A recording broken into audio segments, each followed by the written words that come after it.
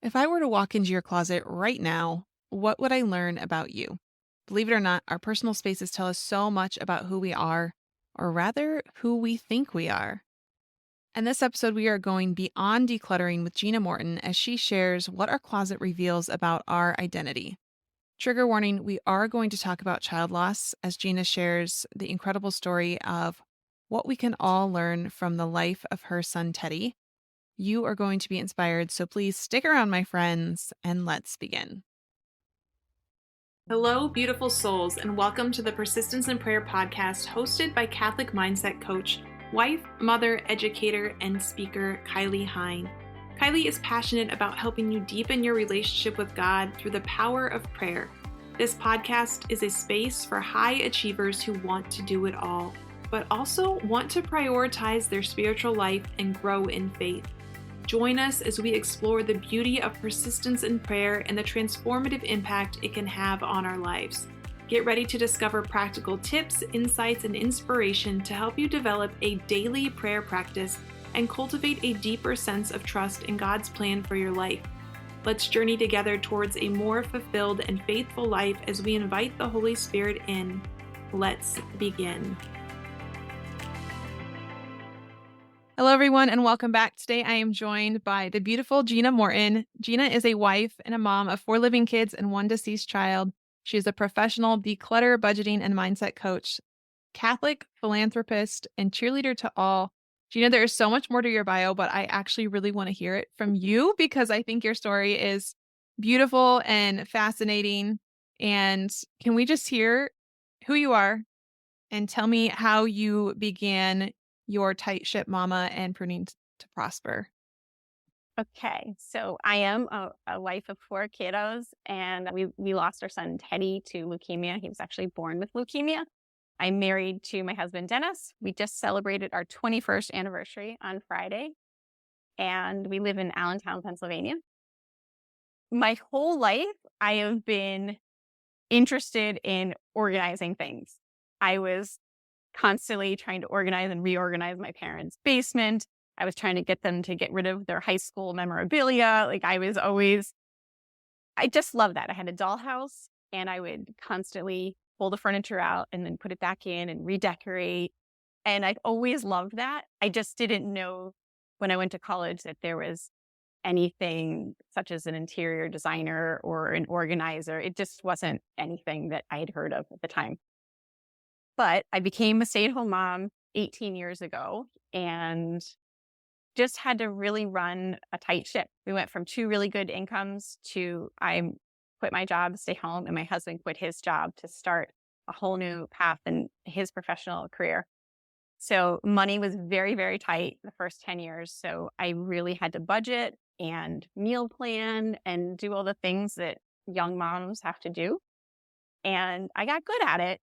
So people started asking me for my tips and my help, and especially with the decluttering. And so I really just did it for free for my friends. And they would say, "Can we pay you?" And I would say, "No, I love this." And then in January of 2020, my youngest was heading off to preschool and I just had more time. So I thought, you know what, I'm going to make it official. And I got my LLC in January of 2020 and I opened the doors to Tight Ship Mama. And then, of course, COVID hit. And I was getting calls from moms that are now home and their kids are home and their husbands are home and the walls are closing in on them. But again, it was very brand new COVID and we didn't know what this was. So, and I'm doing Zoom with my kids. So I really had to kind of put it on hold because of just the state of the world at the time. But it just reaffirmed for me that there was a need for women looking to get their homes kind of running more efficiently. So this is what I did. I started charging and I started doing it. And I could make people's homes very pretty. I could make it, I don't want to say Pinterest perfect, but it was looking very good. And I always pray for whatever client I'm going to be working with that day. And so part of how I work is it's not like what you see on television. It's not a half hour before and after picture. It is a very slow process in real life. So I could potentially be working every Saturday for a year with the same client, or realistically, I do one Saturday a month is what it is. But you're working with these people over a very long period of time. And so I had been working with this woman who had just the coolest house. She was a single professional woman. Every single thing in her home had an incredible story. You pick up a pencil and she's like, oh, that was hand carved by some native person in New Guinea. And I'd be like, whoa, okay. Every single thing had a story. But she just had too much stuff. And we'd been working together for a very long time. And I just felt like there was like a block there. So as I said before, I pray for my clients. And that morning before I went to her house, I just prayed and I said, God, what is the block here? I feel like there's something that we're kind of at a standstill. And I just need you to open my eyes to what's going on here. So she always liked to start our day with coffee, and she would sit. She was looking for kind of a friend, I think, as well. So we'd start with coffee, and I would kind of make my plan for the day, what we were going to declutter and work on. And in that half-hour conversation, it came out that she was an atheist. And I thought, there it is. There's our block. And I thought, well, God, either you're going to open her eyes to the faith, or we're just going to make this house pretty. And unfortunately, that's pretty much what happened. You never know the seeds of whatever was planted, but she ended up getting transferred to Canada. So we made her house beautiful, and then she put it on the market and it sold very quickly. But that's when I realized that there was a piece of my business that was missing, and that piece was the faith element. And I think that so often we look to the things of this world. We look at Instagram, we look at Pinterest, and we say, well, if I just buy the right basket, if I just use the right font on the label maker, my life is going to be perfect. If the kids are dressed in coordinating plaids and we're standing in a field of sunflowers, everything's going to be okay. But really, there's this hole in so many of us that really it's a God-sized shaped hole is what it is. I think, was it St. Augustine that said that, like, you shall not rest until you rest in me. And yes, that's really what it is. And so, yes, we have to run our homes efficiently. We do need these practical things. But what I decided to do when I started the podcast was, I'm going to do all those things, but it's going to be through the lens of our Catholic faith. And that's what I'm finding with the people that listen to my podcast and the people that sign up for my courses and things. It's like, we're all in this together. We're all trying to raise our kids and do the best we can. But I think what women are really seeking is friendship. And that was another thing I learned from the same client that was the atheist. And you have to remember, when you're decluttering someone's home, it is a very personal, intimate experience. Like I'm touching everything that they own at some point in time. So you become very close with these people. And I'm working with the homeowner. Again, it's not like what you see on TV. Like, we don't send the homeowner away. She's with me right there. But something came up, some conversation came up, and I turned to her and I said, do you have a best friend? And she said, no. And I thought, okay. And that started becoming one of the questions that I would ask my decluttering clients was, do you have a best friend? And more, I was hearing no. So that's when I thought, okay, not only do these women need the faith, but we need the community. And that's the other part that I'm discovering through the courses that I'm teaching is that, I'll do a rosary group and these women stay friends long after the rosary group is over. And they've started their own Zoom on Fridays that they're meeting still. And I love that. And you might think like, oh, well, is that taking away from your business? And I think, I don't care. One, because my mission is to bring the faith to as many women as I can. But two, it's the flip side. Because when I do offer a course, they're all marketing to each other. Hey, are you taking Gina's course? Hey, did you sign up? Are you doing this? Are you doing this? And then they sell it to each other. So I'm just sitting back. It's just, God has it all planned out. And I think when we truly, I heard a great talk the other day on YouTube. Oh, I don't remember who it was, but talking about the Bible passage where the workers in the field that had worked all day made a certain amount versus the ones that had worked half a day or a partial day, and they were still paid the full amount. And it it, it was finally revealed to me through this talk that I am very much of, well, they didn't work the whole day, so why should they get it? But really, that's love. That is true love for your fellow woman that's trying to grow in faith, is when you can say, I want for her exactly what I got. I want for her the full benefit of what God is offering to everyone.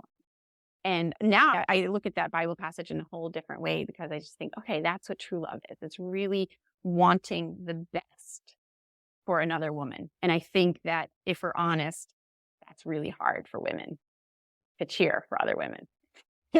But I think through faith and doing, like how you're sharing these women's stories on your podcast, I think you see that everybody's got something. Nobody's got it perfect. And if we can unite in prayer together, oh my gosh, we would set the world on fire, right? Amen. So, okay, I'll let you ask a question. Yeah, I'm just listening to your story. First of all, happy anniversary. And Thank you.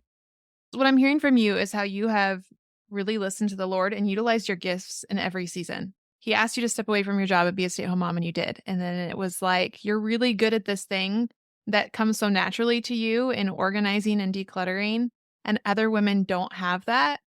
And it was a doorway for you to actually start evangelizing and building communities through this gift that, it's not in a church.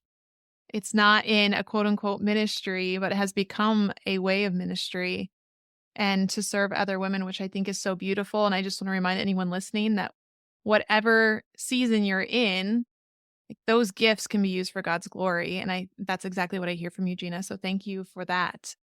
Mm-hmm. And You're welcome. Just like you say in your podcast, it's not about the decluttering. Yeah. Yes, that's like a doorway, right? It's a doorway and it helps us organize, just like mindset coaching. It's a doorway. It helps us organize and maybe properly order things in a context. But like you say on your podcast, it's creating space for God. Mm-hmm. That's what we are ultimately doing. That's why we declutter. Yeah, it is. And can I tell you another kind of interesting story with a different declutter client that I had? Okay, so I worked with this woman, and she had been divorced for many, many, many years and never dated, just raised. She had 4 children. She was raising her kids, but the baby was getting up there in high school years. So she had called me in. She was a referral from a friend, and she was selling the family house. And she said, I need to downsize. I need to clean out this entire house. And I was like, wow, okay. So I never had that before, where it was to empty out a house. And I'll be honest, sometimes I get a little overwhelmed when I go into someone's home and I just think, okay, this is a lot, but I just do what I tell my clients to do, which is literally, we're going to pick up the first thing and we're just going to start. But when I get hired to do what would be a whole house, I always encourage the woman to start in her bedroom wardrobe, because I feel like when a woman figures out who she is in her wardrobe, she really has the confidence to step into who God has called her to be. And this is a quick example. So I said to her, I said, well, if we're going to do your whole house, I really recommend we start in your wardrobe. And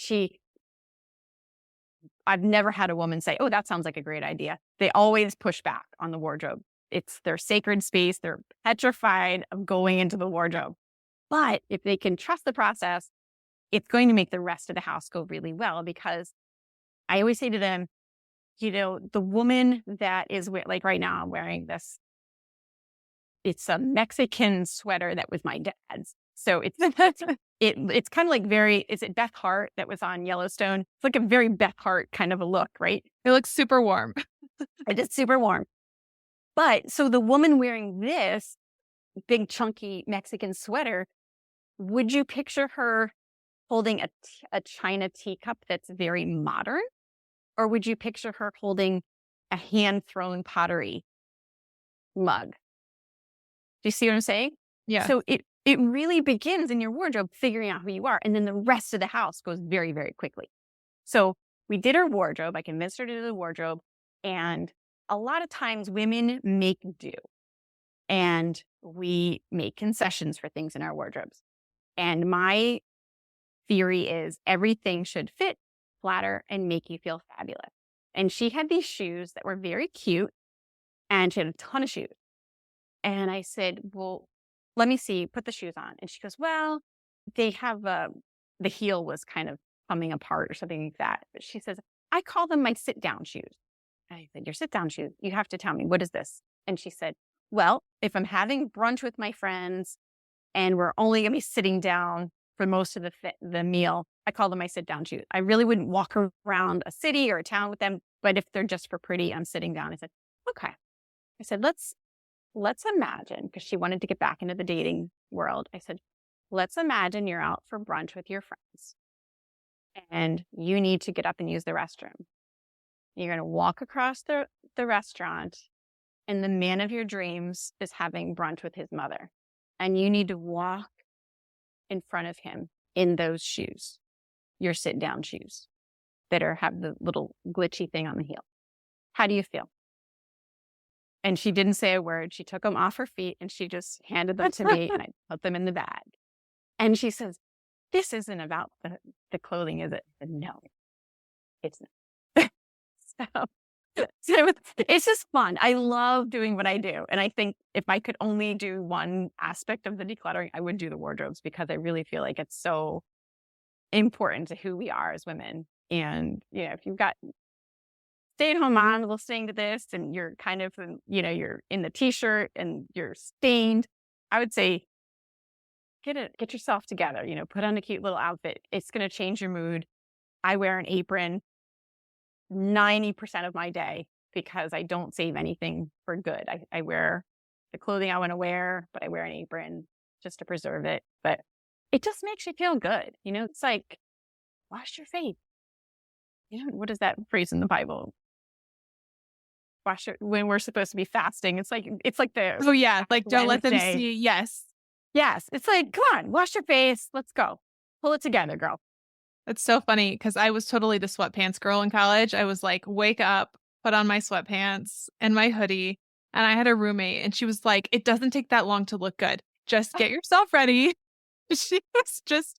I love her. She was always so direct, but she was always like, no, I'm going to get up and I'm going to do my hair and I'm going to put on my makeup. Not a lot. I mean, it was very minimal, but she was always going to be ready. And I was like, you don't have 8:00 calculus class. Okay. I'm going in my sweatpants.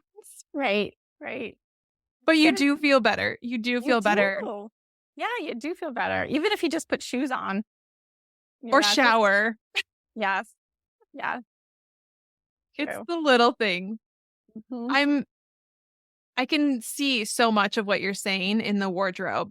And I know for me, a lot of my clothes are always hand-me-downs. And when you have so many different other people's styles in your own closet, it's hard to know what your own is. Mm-hmm. You want to talk about that? Do me to walk you through this? Oh my gosh, I feel like we need to go to my closet. We can totally do a follow-up episode. Yes, we're going to have to do a Zoom call from Kylie's closet. So here's the thing with hand-me-downs, especially when it comes to our kids. I think there's nothing that could be a greater blessing or a bigger burden than a mom bringing a hefty bag of clothing and dropping it in your living room. This is just a quick tip here. Always keep a list of what your kids need. Size 5 jeans, medium-sized black t-shirt, winter coat, size 3T. Boom, that's it. So when that bag of clothing comes, you say, do you have a pair of jeans this size? Do you have a t-shirt do you have this winter coat? No, okay, thank you, but no, thank you. Because and I think we try so hard to make everybody like it's a blessing, I'm blessing her. But a lot of times it's not a blessing. You've just dumped this pile of homework on this poor woman that's already drowning. Yes. It reminds me, I love my grandma so much. But growing up, she would go to the thrift store and then she'd bring us this whole bag of clothes. And it's like, then you feel guilty getting rid of it because someone gifted it to you. Yeah. And then it's this whole interior drama. So you put it in the closet, like, well, maybe I'll wear it sometime, but you really don't wear it. And I have to tell my daughter that all the time too. Sometimes if I bought her something and it's not her favorite, and I have to remind her, it's okay. If you're never going to wear it, no, I'll wear it, Mom. I'm like, you haven't worn it in this many months. It's fine. We're just going to get rid of it. It's not a big deal. But just tell me it's okay to not like something. Right. It took me years though. My sister was always so good at that. When we're only 23 months apart. So we were gifted things a lot as if we were twins. So she might get a pair of pants in blue. I'd get them in red or something like that. And she was always so, I don't know, it's a fine line between being rude and me just being totally in awe of her. But she would say right away, "Oh, that's not my style." And then inevitably, the person that gifted it would say, "Oh, okay, I have the receipt. Your mom can return it." And I would stay quiet, and I would put those pants that I really didn't like into my closet, and they would sit. Same. She got the new thing that she really did want. Oh man, I wish I had that gumption that she has, but now I do. It's taken me a long time, but. Are you the older sister or the younger sister? It's a weird dynamic. I am the younger one, but I tend to act like the older one. I don't know. I was always like the more serious one, and I don't know. I am the younger one. My sister is older, but the personality, she was the same way. Like, no, thank you. Thank you, but no, thank you. Mm-hmm. And I was sometimes mortified, but also a little bit jealous. Like, oh, Yeah, now same. you don't have that thing in your closet. I know. So it is, like you said, it's a lot more than just our stuff. There's a lot of emotion with it and feelings. So I try to work through all that with my clients, and hopefully that comes across on the podcast too. We talk about those kind of things. Yeah. I love on your podcast. I was listening to an episode and I had to laugh because you're like, whatever you do, don't pull everything out. And I'm like, oh, too late. That's the first thing I do. I pull everything out. And I think we do that in our spiritual lives too, when we're finally like, okay, Lord, fine. Like, let's sit down. Let's have the conversation. And you want to just talk about everything, or you're asking every life question that you've ever had. And you're like, Lord, why aren't you answering? Right. He's like, oh, I'm overwhelmed. Like, I'm listening and I hear you, but we're not going to solve every problem in one day. Just like you said, it's patience. And you sometimes work with someone for an entire year, and we have to be willing to do that too, to just go back to the Lord again and again and again and be patient that He's going to heal one thing at a time. For most of us, can He instantly heal everything? Absolutely. He could if He chose to. But for most of us, that's not how it works. It's a slow and sometimes agonizing process, but it's beautiful. And I know that that's one of the other things that you like to talk about is God's plan for our lives and trusting Him.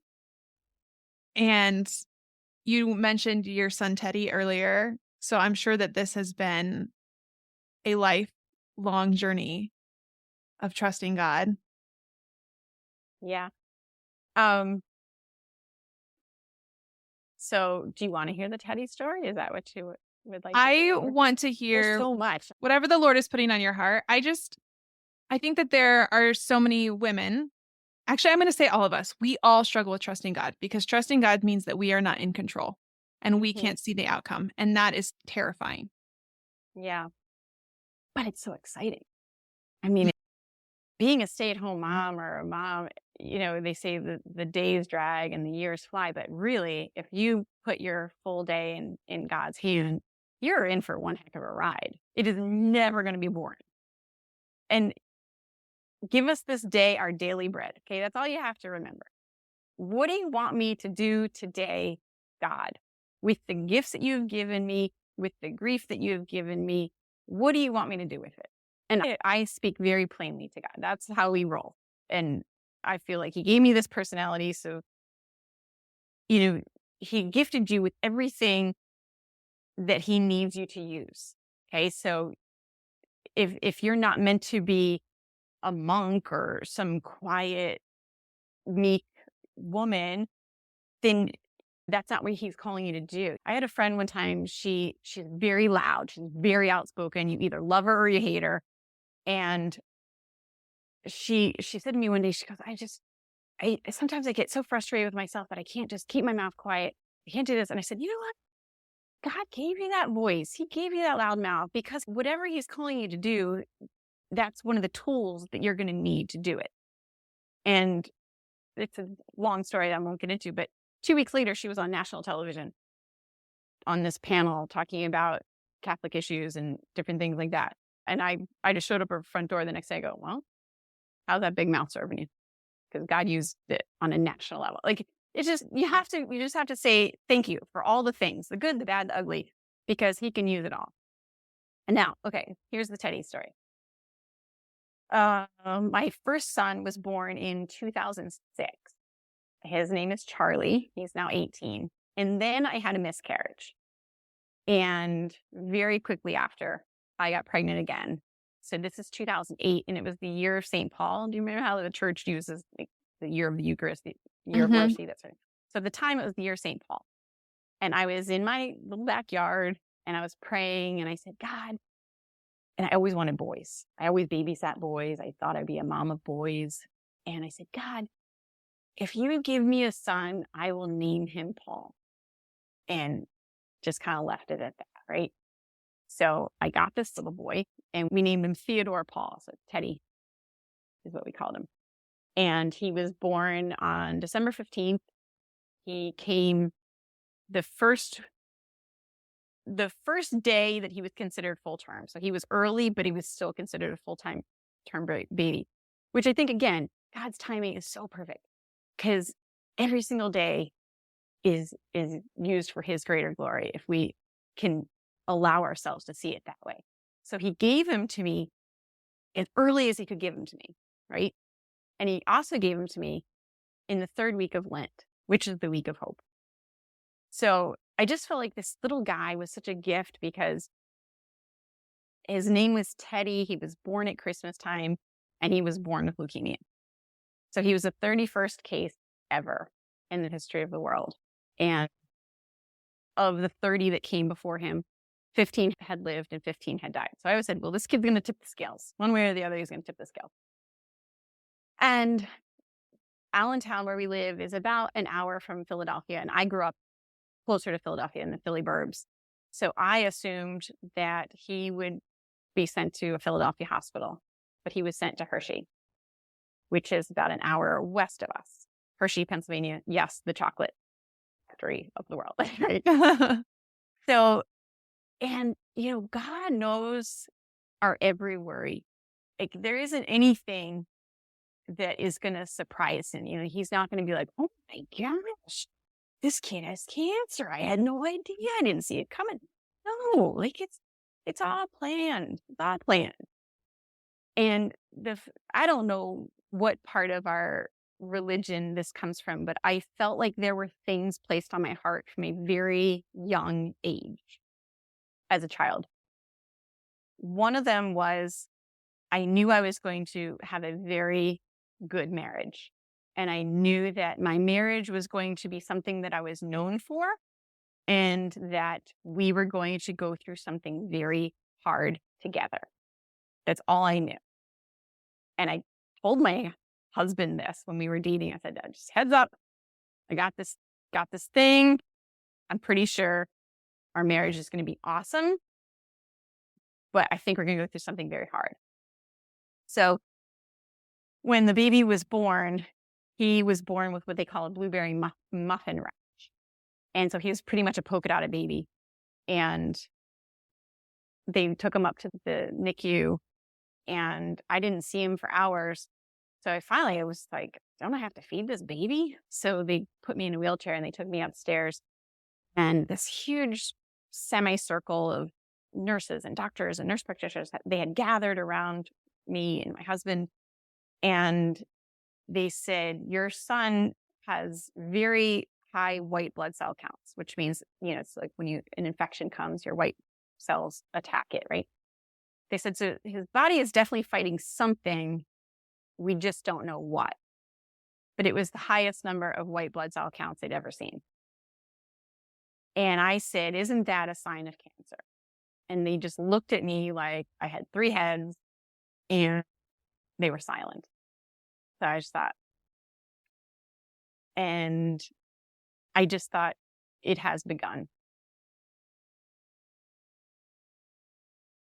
Whatever that thing was that got placed in my heart, I thought, okay, it's go time. My husband hates when I use that phrase, go time. But I do feel like there are times where, yes, that's the appropriate phrase to say, when Jesus was baptized at the wedding at Cana, it's like, it's go time, right? Your mission has begun. And so I just felt like, okay. And I was at great peace because we named him Paul. It was the year of St. Paul. And I said, you know what? St. Paul has the greatest conversion story of all times. And how many people were brought to the faith because of St. Paul? And I thought, that's this baby's mission. And I'm just here for the ride. So I'm going to trust that whatever God has given me, I'm going to go with it. And I just felt when the oncologist came at the first hospital in Allentown, and because it took a few days to figure out what did he have, he did come and he sat on my bed and he said, yes, your son has leukemia. We just don't know what type it is, but we can't treat it here. And I just felt so bad for him. Can you imagine having a job where you have to tell parents that their children have cancer? And I just, oh my gosh, God, give this man strength. And at the time, my mom was there in the room with me, and our parish priest was there because we've always been pretty involved with our churches. And at the time, I was running the high school youth group. So the priest was there, and I remember after the doctor left, my husband and I cried a little bit, but I almost cried because I felt like that's what I was supposed to be doing at the time. But I felt very peaceful. I just felt like, okay, I'm up for whatever you need me to do. Let's do this. And I went into the bathroom with my mom, because I just had a baby. And so she was helping me. And she was crying. And I said, okay, Mom. I said, here's the deal. I said, you can stand in this bathroom and you can cry. Get it all out. Because when we open that door and we go back out to that room, it's go time. Like, whatever God has called me to do, it has begun, and we're going to do it. And we're going to do it joyfully. Doesn't mean I didn't cry. Doesn't mean I didn't try to bargain, over the next 4 months of his life. So he lived 4 months. But it was an incredible 4 months. I mean, it was just incredible. And I just feel like I was so lucky to have my faith just explode when I was still a young mom and I was still fairly a newlywed. And at the funeral, the pastor of our church, we didn't have like a viewing. We had more of a reception the night before the funeral. So he let me just do it in the vestibule of the church, and we had some pictures of Teddy. And then we just invited people to go into the church, and it was night and they had just very dim lighting. And we just invited people to go in the church and just pray. And it was beautiful. But I felt that people were just coming to me and I was holding them up. They were just, and I had a friend afterwards that I thought was very profound. She said to me, people bring all their baggage to a funeral. And I thought, that's exactly what I felt. Because I felt like everyone just kind of gave all their things to me. And here I was, the grieving mother, but I was holding up these people. But I think what they were craving was the faith. They couldn't believe that we were okay. I kept hearing things. They would talk about me like I wasn't there. They would say, oh, she's in shock.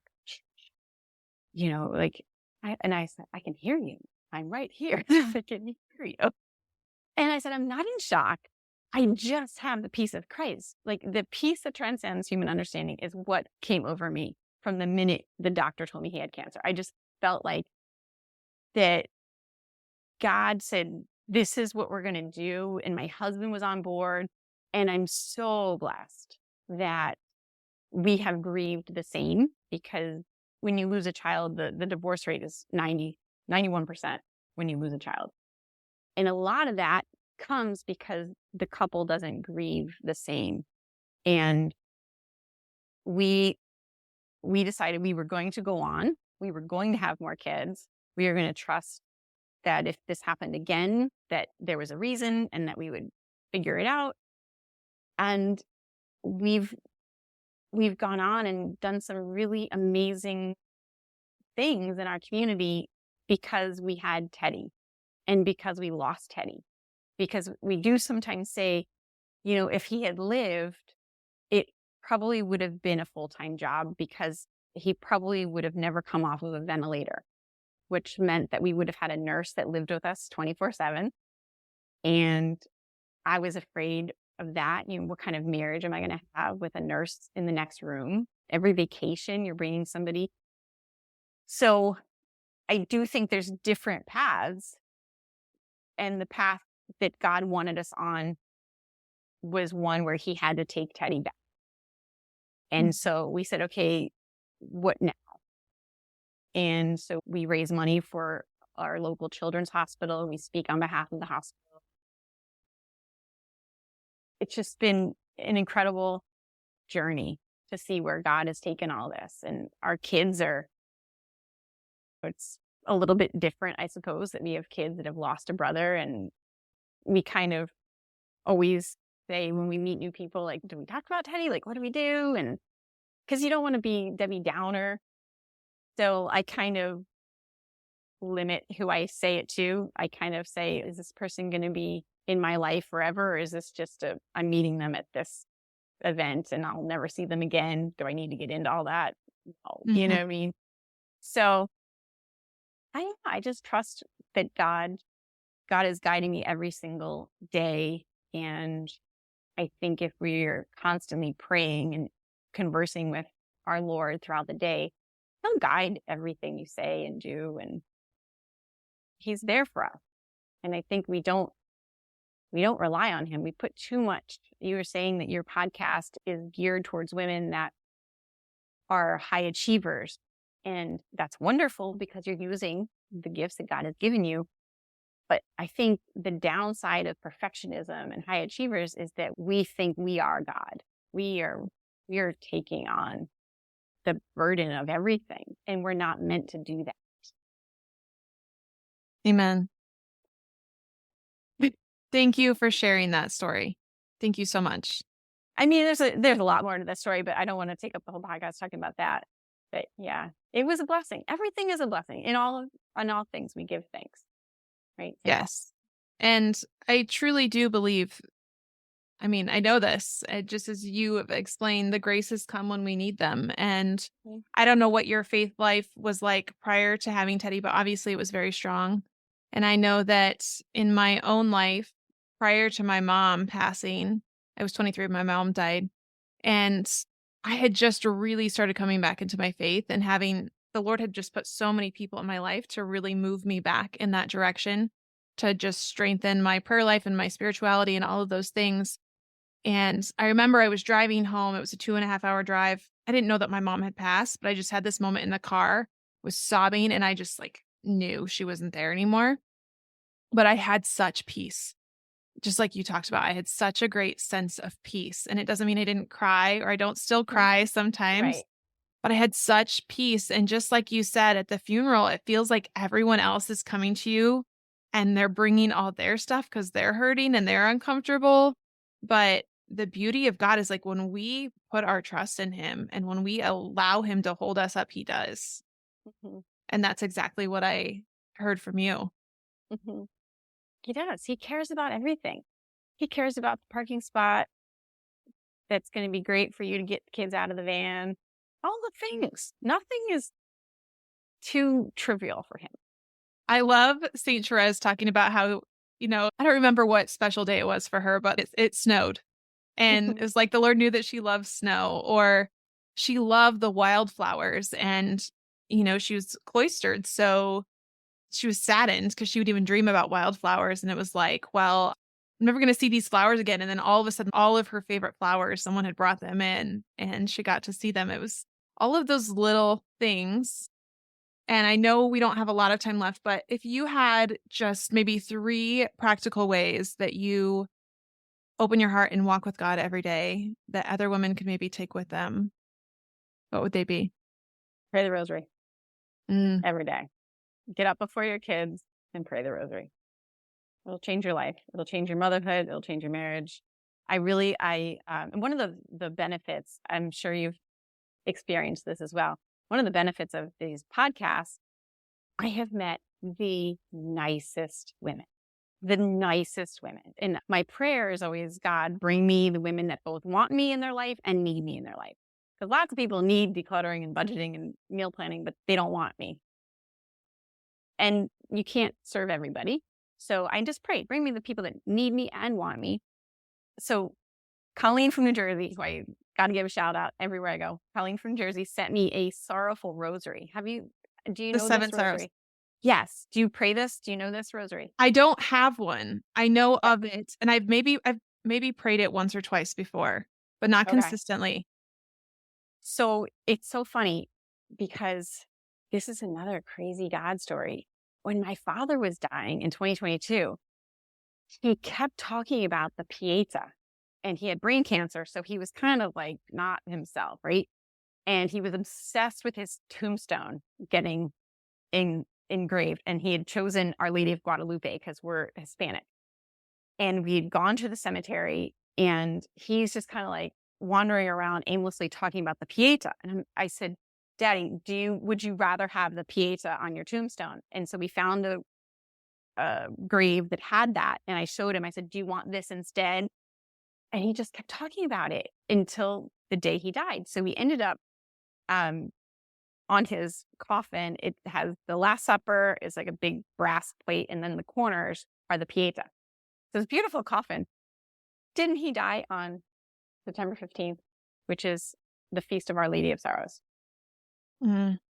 Isn't that crazy? Like God just has it all. So anyway, Colleen sent me this 7 Sorrows rosary, and I do rosary groups at different, with my podcast. I say, hey guys, sign up. Let's do a rosary group. And I was going to do an October rosary. And then I started researching about the 7 Sorrows rosary. Well, here, September is the month of Our Lady of Sorrows. I thought, oh gosh, I better quickly throw together a program so we can do the 7 Sorrows rosary. If I can tell anyone to just try it, it is the most beautiful rosary. And the promises are peace on your family. And you do feel such a sense of peace when you pray it for 30 days. And you will gain insights into what God would like you to work on. So maybe there is an obvious sin that he wants you to confess, but more likely than not, it's going to be something that it's something about maybe your personality that he would like you to kind of work on a little bit, maybe fine tune something a little bit. So that would be my one recommendation.